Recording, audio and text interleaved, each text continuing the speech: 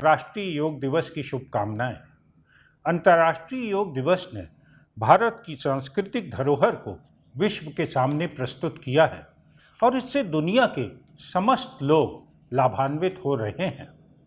इस वर्ष योग दिवस की महत्ता और भी अधिक है क्योंकि यह योग दिवस आज़ादी के अमृत महोत्सव के तत्वाधान में मनाया जा रहा है, जो कि आज़ादी के 75 साल और भारतवर्ष की संस्कृति और उपलब्धियों के गौरवशाली इतिहास को मनाने के लिए भारत सरकार की एक पहल है। योग को जीवन शैली के रूप में अपनाना ही हमारा उद्देश्य है। तभी इस वर्ष के अंतर्राष्ट्रीय योग दिवस का थीम मानवता के लिए योग साकार होगा। योग की शुरुआत शरीर से होती है और वह धीरे धीरे मस्तिष्क और संपूर्ण जीवन में व्याप्त हो जाता है। यौगिक जीवन शैली हमारे कर्मों में कुशलता, रचनात्मकता और उत्कृष्टता लाएगी और व्यक्तिगत जीवन और प्रोफेशनल जीवन को उन्नत बनाएगी। जीवन में सार्थक परिवर्तन होगा, मन हमेशा प्रसन्न रहेगा और सद्विचार, सद्व्यवहार, सत्कर्म हमारे जीवन में घर बना लेंगे। हम अपने सबसे उत्तम स्वरूप को प्राप्त करेंगे। कल्पना कीजिए ऐसे व्यक्तित्व वाले पर्सनल से भरे फोर्स का स्वरूप कितना सुंदर होगा। हमारे CISF परिवार ने योग को अपनाया है और हमारे 200 योग शिक्षक और 21 अधिकारी बिहार योग विद्यालय मुंगेर से योग को जीवन शैली और फोर्स में किस तरह से अपनाना है के विषय में प्रशिक्षण प्राप्त कर चुके हैं।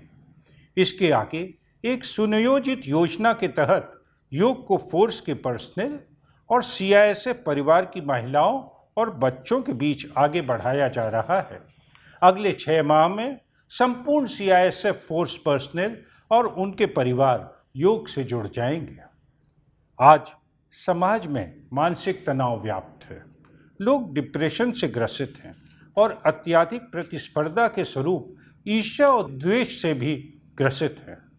हमारा फोर्स भी समाज का हिस्सा है और इन समस्याओं का सामना कर रहा है। योग के माध्यम से इन समस्याओं का निवारण होगा। योग जब जीवन शैली के रूप में अपनाते हैं तो यह सिर्फ रोग निवारण पद्धति नहीं बल्कि शारीरिक, मानसिक एवं वैचारिक उत्थान करता है और साथ ही यह आपकी व्यक्तिगत क्षमताओं को भी विकसित करता है। योग जीवन शैली को अपनाने के लिए 2 बिंदु आवश्यक है। एक है रेगुलरिटी, नियमितता, और दूसरा डिसिप्लिन, अनुशासन। योग सीखना और करना एक कंटिन्यूअस प्रोसेस है और यह जीवन में कभी भी रुकना नहीं चाहिए। फोर्सेस में यौगिक जीवन शैली अपनाना अत्यंत आवश्यक है।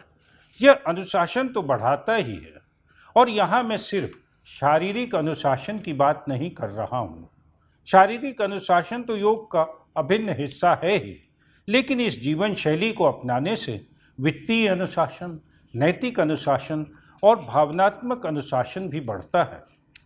जिस तरह गाड़ी के 4 चक्के होते हैं और एक भी चक्का अगर काम न करे तो गाड़ी रुक जाती है, ठीक उसी तरह अनुशासन के ये 4 चक्के यानी कि शारीरिक, वित्तीय, नैतिक और भावनात्मक हमें अपने जीवन में उतारने हैं और यौगिक जीवन शैली इसका माध्यम है।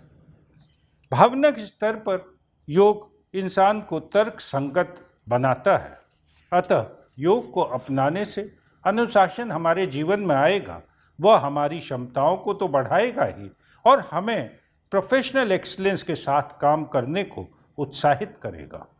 इसका असर हमारे परिवार पर पड़ेगा, हमारे बल के वातावरण पर पड़ेगा और हम स्वस्थ भारत के निर्माण और राष्ट्र की सेवा में अपना भरपूर योगदान दे पाएंगे। आमतौर पर देखा गया है कि समाज में अभद्र भाषा का उपयोग बढ़ रहा है। फोर्सेस भी इससे अछूते नहीं रहे हैं।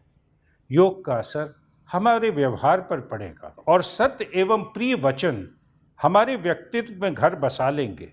यह योग की महिमा है। योग हमें संकल्पित जीवन जीने की प्रेरणा देता है और हमारे बल का संकल्प है सुरक्षा एवं संरक्षण। मुझे पूर्ण विश्वास है कि यौगिक ऊर्जा से भरा बल, दृढ़ निश्चय और प्रोफेशनलिज्म के साथ देश सेवा प्रदान करेगा। जय हिंद।